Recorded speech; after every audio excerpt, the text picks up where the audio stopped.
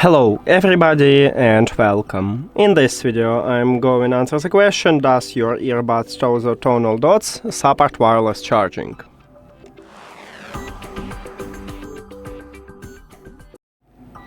And in front of me I have wireless charging station, so if we put this earbuds at the wireless charging station, we see the LED light at the wireless charging station, but the most important that we see it on the front side, the charging case, meaning that your earbuds are charging. So yes, these earbuds support wireless charging.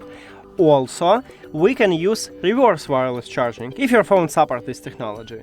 So you need to go to the settings, then to battery. At least on stock Android I have it in the battery, and right here we have battery share. We need to enable this option, and then I turn over my phone, put earbuds at my phone, and right here, as you can see, we have the LED light, also meaning that your earbuds charging.